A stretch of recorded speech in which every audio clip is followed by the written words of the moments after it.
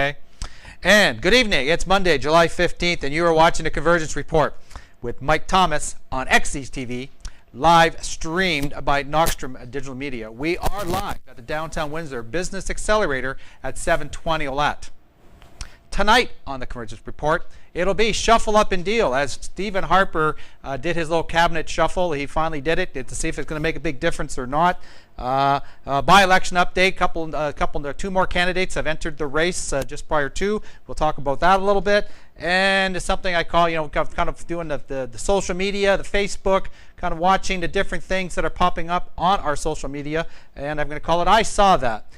You are watching the Convergence Report with Mike Thomas on XZ's TV. We will be back right after this.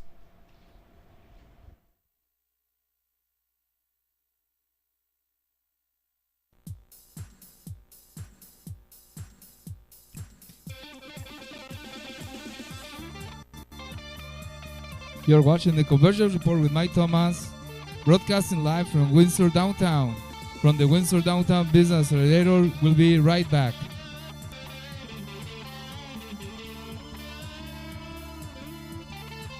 Don't miss any of our other programs.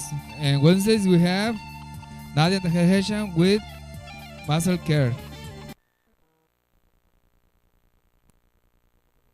مساء الخير واهلا وسهلا فيكم بهالبرنامج مع نادية وطهارة هاشم. نقول انا عربية ام انا صايمة ام انا شيء يقبلوا فيها وما American culture وانا اهلي عم بيتمسكوا اكثر يعني مش بس الاهل الصغير بدنا نعمل لكم حمص كمان بس مع شوية تويست.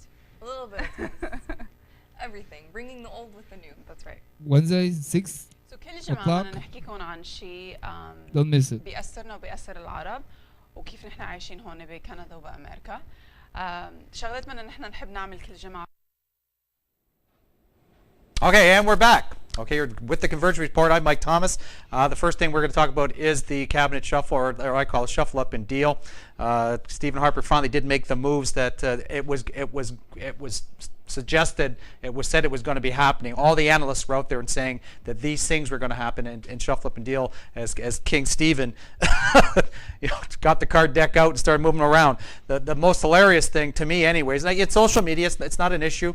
It was all done on Twitter, okay? And I kind of, when I heard it was happening, I went back and I kind of reviewed it, and it was kind of funny, kind of looking at, as each one was posted up there, tweet this, tweet that, put it out there one by one, and it was kind of crazy. So if you look at it, we talked about this over the last 4 or 5 weeks in our 7 stages, or my 7 stages of a political scandal. Now we're at stage 6, which is reconstruction and working through as he's now reconstructed his government, his cabinet, trying to make a difference. He didn't make a lot of the big changes as everybody had thought. Jim Flair remains in the finance portfolio. Let me see, Tony Clement remains as president of the Treasury, so the big guns are still there. Other senior ministers were put into place include Foreign Minister of Affairs John Baird and Natural Resources Minister Joe Oliver. The biggest promotions, I guess they said, went to James Moore, BC MP James Moore, and Alberta MP Rona Ambrose. Moore going to Canadian Heritage Industry, while Ambrose is now the new Health Minister, which is a pretty significant portfolio. So this is what the changes were made today. 4 women, including Kelly Leach and Shelley Glover, and I think Candice Bergen. There was names that were talked about a couple weeks ago. So trying to get some women into the cabinet, some youth into the cabinet, trying to, and again, it's the same thing. It's deflecting from all the other issues. If I just put a new team together, then we'll forget about what's happened in the past, and then I have that last stage. So I try to get everybody to forget about what's happening going on to date. Some of the comments, I read some on Facebook as people were following this, same old, or in with the old, or out with the old and in with the old. So they're not people expecting a lot of changes, and same as Justin Trudeau saying, not a lot of change on Parliament Hill. So therefore, it just it may maybe been an attempt. It may have been an attempt to make a difference going forward, but really and truly, it's not there. The Nate knew they said it was about 18 net change portfolios. Let me see, let me get that right. 18 ministers shifted portfolios, and the 8 new ones, and hopefully this supposedly makes a difference for the Harper government, with the Minister of Citizen and Immigration was Chris Alexander, Minister of Canadian Heritage and Official Language was Shelley Glover, again, there's high things expected from her, Minister of the State, which is called the Western Economic Diversification, Michelle Rempel, Minister of Labor and Minister of Status of Women. So this is again significant. Kelly Leach was given that one. Minister of State Finance, Kevin Sorensen. These are all new ones. Don't forget, everybody kind of declared whether you wanted to be in the cabinet or not be in the cabinet before you made the final decisions. Greg Ritford is the Minister of State and Science and Technology. Social Development is Candace Bergen, a name that was mentioned that she was an upper-comer one and that she was going to be there. Democratic Reform is Pierre Poilievre. And the Minister of State, Rob Moore, again, not Rob Moore, Minister of State from 2010, as I got a different guy. So these are some of the ones, and really and truly, and of course, if Alice can put that up on screen for me, we have a new minister, the new Minister of Twitter, Justin Bieber, and we see on screen there with with Prime Minister Harper. Oh, always trying to be the forefront of what's trendy. Okay, there, so I kind of picked them up. So you know what, maybe a little joke. The new Minister of Twitter, Justin Bieber, he probably wouldn't mind doing that himself. So.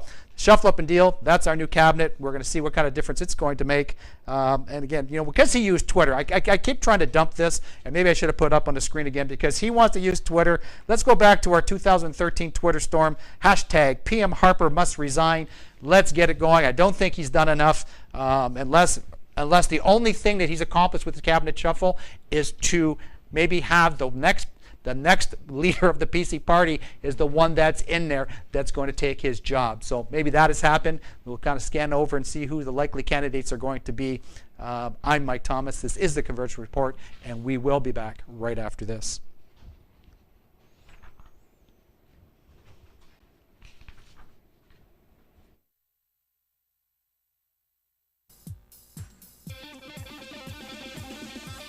You're watching the Convergence Report with Mike Thomas, broadcasting live from downtown Windsor, broadcasting from the Windsor Downtown Business Accelerator.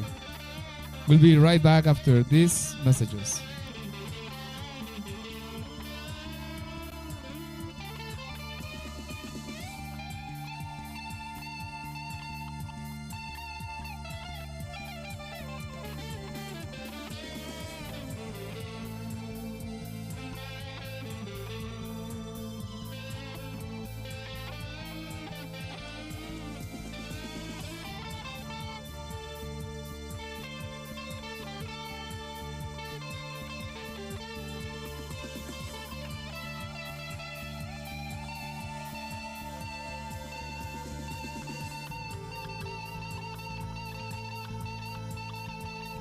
You're watching the Convergence Report with Mike Thomas. We'll be right back.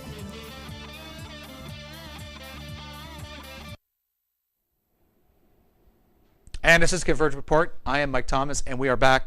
And I've been following this. I've been following this for the last few weeks. I'll keep everybody up to date. Only when there's changes. I'm not trying to make sure that I'm not making redundant statements, but just an update on the by-election. It is August 1st. Trying to get people pumped up for this election. Let's have a banner voter turnout, and it seems it makes a difference going forward. The campaign, we'll look at Hatfield first because they keep on saying he's the front runner. He was out on the weekend. He had some major canvassing done. He had some women out, some of the women supporters out hitting the streets trying to get that voter turnout. I know on Saturday he had some others. So he's out there pounding the pavement. He is forecasted to be the front runner, to be ahead. And with that dangerousness of always being that front runner, and they supposedly got him in a big lead. That if he does not want to rest on his laurels, he's trying to go out there and hit the pavement and keep on pushing and hope to pull off the election and go by what the polls said. I'm not trying to detract from anyone. G1 Gill, he's the Liberal candidate. I haven't seen too much. I kind of follow Facebook. I kind of follow some of the things that trend. I haven't seen him out there. I know he's pounding the pavement also. You see more signs kind of each day as I drive around, but I don't see him as much out there. Last Thursday, the PC candidate, he brought Tim Hudak down with him. They were at the Valiant Training and Development Center, and he was kind of giving their platform out there. Robert D. Vertuel. Okay, he got his candidate, and it was the same kind of one. And they tried this. you know what? I think he tried this a couple years ago. With I think I can't remember now. I think we're at 9.2% unemployment. We're number 3 in the country, and he seems to be extremely concerned about the Detroit auto sector and how that we can promote and get jobs over in the States. Not that the United States have had any protectionist rules whatsoever. He was trying to say we can get jobs over there just kind of like nurses. Let's kind of have something that addresses the employment issues on this side, or the Canadian or the Windsor side of the border. I think that my personal opinion, I'll call it opinion, is that that's a dumb platform, but not unexpected from the PCs, trying to think that Detroit is where our big job market is. A couple new candidates, that's why I kind of kept the flavor going. A couple new candidates. The Green candidate is going to be first-time Ontario Green Party candidate Adam Wright. He's 27 years old. He really just, they just kind of joined the party. He agrees with their platform and said, "Okay, put my name on the ballot. I want to run. I'll go hit the pavement for you, and I'll try to see if I can get as many votes as I can." They don't seem to get, Justin Levesque got about 830 votes last time in the last election. A couple years ago, but so he's going to hope to try to beat that. You set a goal, you set a target, try to get your platform out there, try to make a difference. One, I do follow politics pretty closely, and I maybe just haven't run this one for a while. There is the Libertarian Party of Ontario, and they've just promote themselves as the party of choice. They promote themselves, limited government regulation. That's what they want to do. The candidate's going to be Dan Dominato. He is for the riding of Windsor Tecumseh, so he is going to try. He's going to get out there. I'm trying to say they didn't really finish dead last. Oh no, they had somebody last time. 476 votes, 1.2% of the vote last time. So again, we got out the 5 candidates. You have the front running NDP, second in the polls Liberals to date, PC's third, and again the other 2 candidates going to give it a good go and try to make a big difference. But that's where we're at so far. And do remember. The Windsor-Essex Regional Chamber of Commerce will host provincial by-election debate. Windsor Tecumseh, 8:30 a.m., July 18th at the Kubota Club on 2171 Parent. It was Hatfield, Devertell, and G1 Gill so far. I don't know if they've let the other 2 candidates have a slot yet, but that is, July 18th coming up, Thursday, 8:30 in the morning at the Kubota Club. So try to take a look at that. So we'll follow it going forward. We'll keep an eye on it. One thing that has spurred the comments and will bring a little bit of debate, it was a list in the Windsor Star that will they have an election if okay, I'm not trying to give it to him already. Percy Hatfield is successful in winning the Windsor Tecumseh seat. What will they do with his spot? They have some different options. They could appoint somebody. It's whether or not they have an election this year, election next year. The cost for a by-election is about $80,000. Angelo Marignani, he finished second to Percy Hatfield last time. He definitely interested. He would rather have an election or he would have another election for that councillor spot. And the cool thing is, I guess at the end is what would Mayor Eddie Francis' feedback be? Because there was once, it was said, a 25-year-old young candidate named Eddie Francis was successful in winning that election when Rick Limoges went up federally. So let's see if Eddie's going to say, okay, let's have an election, give this guy a shot, or give a candidate a shot, and get him a little, break the ground running for the next city municipal election. I'm Mike Thomas. You are watching the Convergence Report. We will be back right after this.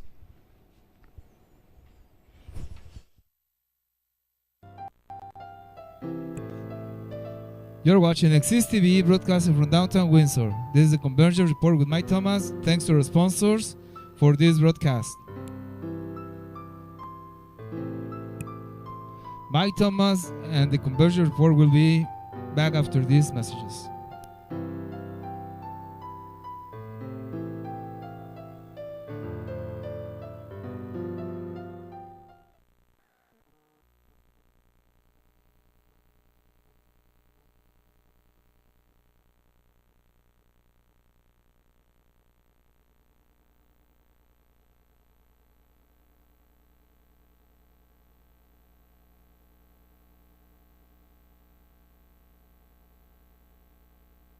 You are watching the Convergence Report with Mike Thomas.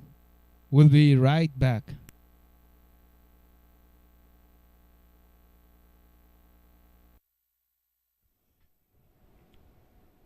And we're back. I'm Mike Thomas. You're watching the Convergence Report. We are live at the Downtown Windsor Business Accelerator, 720 Olette Avenue. Please come in. If you're an entrepreneur and you need some assistance, and you want to try small business, the excellent place to come down, find out the information that you need that might be able to help you. Whether or not it's like you do the office space thing, sit down with Arthur Barbett, and he will kind of guide and lead you, maybe give you assistance, become one of the tenants here. This could be the place that takes your business here, gets you over the top, gets you over the hump. Okay, Downtown Windsor Business Accelerator. My next part of the segment is really going to be again, this is Convergence Report, social media based. I kind of follow what's trending, what's going on, whether or not it's Facebook. I call it it's called the Facebook karma type of thing. We talked about the thought police last week, but really and truly, the blend that comes together is thought police. Is I saw that. Okay, because a lot of people watch Facebook, they follow Twitter, and this is how they're getting their news nowadays. The news is fairly immediate, and you can comment on it right away. So that's what we're trying to follow. And if I find something, I say, okay, that's trending, that's current. I try to get the information out there. So if other people want to find out about it, that's fine. So today, I picked about 4 topics. I'll talk about. One was, and I should say it this way, because I'm going to take a little heat, okay, to have a story and show my T-shirt. Okay, I sent away for a T-shirt, and I got a T-shirt. I got a Unifor T-shirt. It is the new name of the combined union of Canadian Auto Workers Union and the Communications Workers Union. So it's just so that people know there's a lot of. I'm going to say there's a lot of unionized people, CAW people in the Windsor area. Tonight, going to bounce from this show. This show will go to about 6 o'clock, but on Cogeco Cable, you're able to watch CAW Local 444 President Tino Chiodo. He will be on face-to-face with John Fairley, and he's trying to answer the questions for people, because a lot of people have fears, like what happens? What happened to our union? We are the CAW, and before that, we were it was the UAW. But what does it mean now that we are going to be Unifor? And it can't try to get the people to relax, try to get them to understand it's just a larger entity, that all the mechanisms are still in place. But if you want to watch a show and you get some information, ask some questions. You could also see it. It was kind of listed already. Once it gets up on the screen, I have a website for you. If you can't really watch the Cogeco thing, you can see www.tvcogeco.com, /Windsor/Leamington Gallery TV shows, 244 face to face. Kind of look that up. Yes, and you'll see it. You'll see that, and if you want to watch that tonight, watch it at 6. Okay, kind of live on Cogeco, or if you want to watch it on your own time. So this will give information in regards to Dino is going to try to, or it's 444 President, CAW 444 President Dino Chiodo will try to answer John Fairley's questions, and alleviate people's, I'm not going to say fears, but let people know that everything's fine. It's just merger, a larger entity. It's a new direction. People are kind of picking on the name a little bit, so he's trying to explain that it's it's a union for everybody. It's you and I for union for everybody. So that is what the message they're trying to send there. So you can get that. That would be great. On the weekend also, the Awesome Windsor Foundation was out there again. They're kind of doing this every couple months. And it's really a very simple concept. It is Smith Ideas. Their group kind of gets together and they discuss it, and they kind of come down with enough people, like 3 or 4 candidates if possible, and then they have to pitch it. You have to meet with them.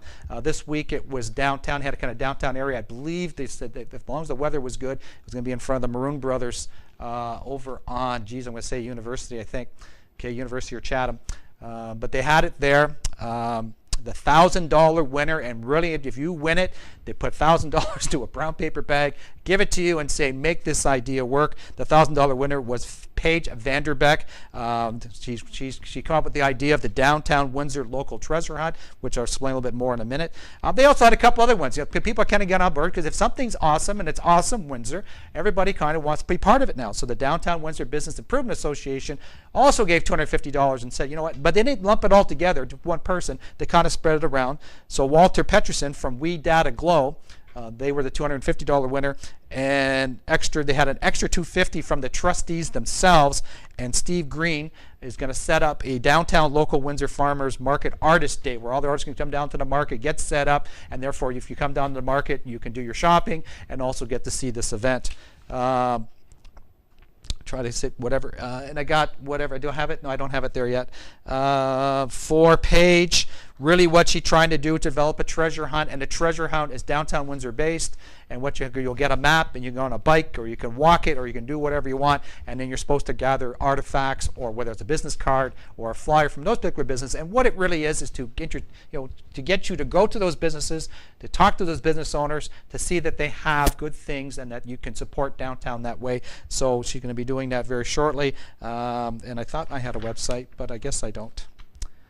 Oh yeah, Facebook.com Local Treasures Hunt, and Twitter at DW Local Treasure if you want to get more information on what Paige Vanderbeck is doing with her awesome winnings. So again, and they'll be out. The Awesome Windsor Group does every couple of months, so I think there was a little delay from, I don't think they did it in June, they did it in July, so I'm not sure if it's backed up to September or not. You can check out their website. Very easy to submit a form, to submit a chance to pitch your idea. www.awesomewindsor.com. Just, it's a little bit of news, from WEETC, or the Windsor Essex Economic Development Corporation.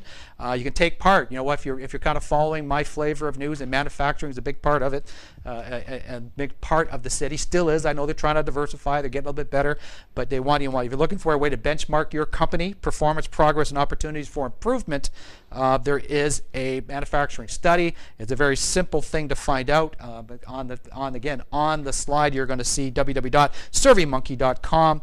Take a look at that. Participate in a survey, very big. The results will be published in Manufacturing Automation's October 2013 issue to see kind of how you fared out with this. So again, participate, be part of it.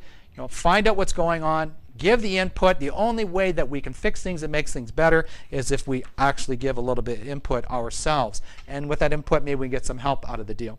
So there you go. So that's from WEETC. Something else that's going on. Again, I kind of caught it on the website. It was actually, I got it from Amanda Gelman. I think her Facebook kind of threw it over there. She is the treasurer for Rain Dance Windsor Detroit. She is supporting, and she's also the president of Menan Strategy. It's a consultation firm. But anyway, for this one here, there's going to be a filmmaking camp with the Windsor Center for Film, Digital Media, and Creative Arts. It's a two-week program. It's targeted toward 9 to 12 years old, and it's really trying to say, if you're really kind of interested, and the way it's so fast nowadays, that the youth so young pick up on this stuff. They've already done YouTube videos, so this is trying to kind of gear them toward it, kind of round them up. And this is available. It's $155 for week, and you can do 1 week or both weeks, or $285 for the both. So it's something to try to to diversify, to kind of tap into our youth market, and something that will end up developing, especially with Rain Dance Windsor Detroit developing themselves in downtown Windsor. That definitely it's for a camp. It's for art, films, and supplies. You can go to the site. I think I had a couple sites on there. One was Windsor Film Camp for Kims at Eventbrite. If you just want to sign up, you can do it that way. Very, very easy. Filmcampforkids.com if you want to actually go to the website. It's not only just for a parent to throw some money this way. They are looking for some larger sponsors. Take a look and see if you're a good fit and you can fit in for them, and that would really help sponsor these camps, give the kids something to do, and at the same time learn something new and different going forward. So that is a little bit of I Saw That, our Facebook news of the day. I'm Mike Thomas. You're watching the Convergence Report live from the Downtown Windsor Business Accelerator. We'll be back right after this.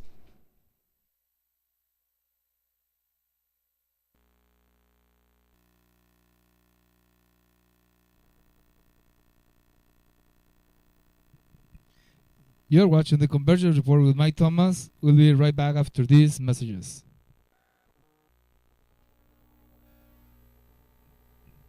Broadcasting from downtown Windsor. You're watching Axis TV. We'll be right back.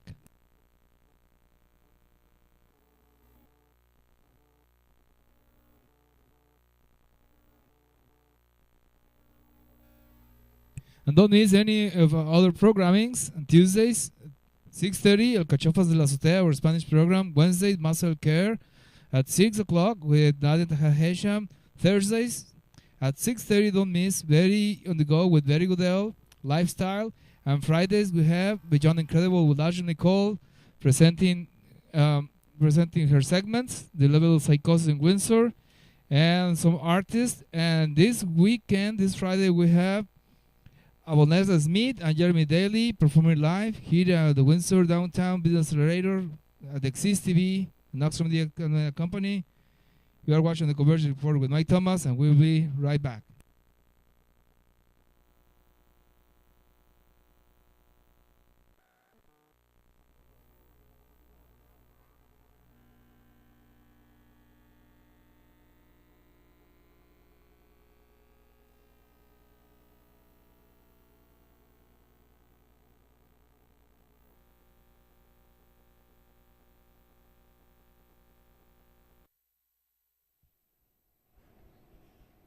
Okay, and again, I'm always going to finish up my show this week, or each week, just for the rest of the summer anyways. It's across Canada for ALS. It's the 5 guys from Windsor, Essex that are doing, kind of doing the ride. They started West Coast, Tona's Pacific Ocean, and here they are. So I kind of took some of their best pictures, give them an update of where they're at as they've been traveling.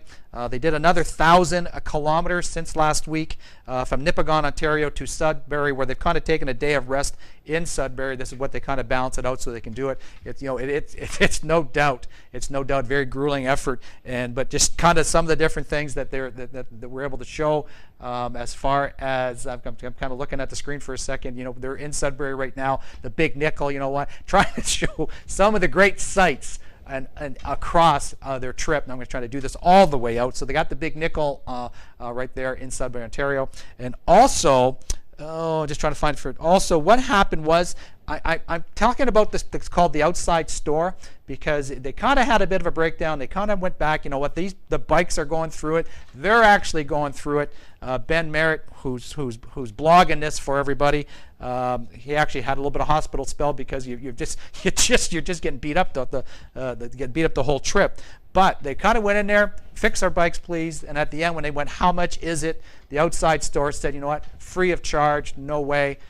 Thanks for stopping in. Thanks for coming by. Thanks for riding across Canada, which was an excellent thing for them to do. Outside, okay, I'm trying to think. Bob and Brian, okay, great guys at the Outside Store. Sean Rogers, they did not expect it. It was a big thank you. And a couple other ones. They also. Get my next slide there, Alex. A couple more pics. Okay, and that is just to show you what I've been showing, the kind of the crazier stuff going forward. The home of Winnie the Pooh. You gotta love it that you cruise through it, and the story behind it, and the 2 bears from Europe, and eventually, Winnie the Pooh came out of it. One of the greatest little bears that you'll ever did find, along with Smokey the Bear. But the Winnie the Pooh, home of the Winnie the Pooh, went through that, Wawa, Ontario, and of course, the biggest little goose you'll ever see. And they're actually trying to raise monies to kind of replace it, or kind of to fix it. But I've showed you the big moose. Now I'm showing you the big goose. So therefore, it looks like they're having a great time. And again, going back and just talking quickly. Give me what's the last slide? I can't what the last slide is. I think I have one more. And also, that's what I'm saying. Ben Merritt blog at .wordpress.com. And here they were. Oh, this is where they found the biggest bike.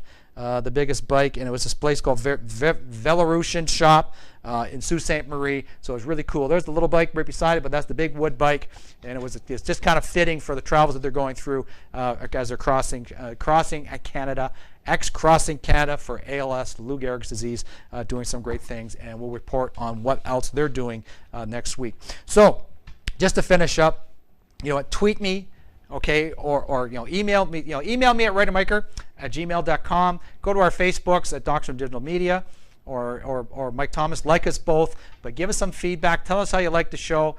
What do you want to see? Do you see more of? I kind of throw the pitching out there. If you want me to wear your T-shirt, I'll wear your T-shirt, and I'll come out and visit you and do a little story on you.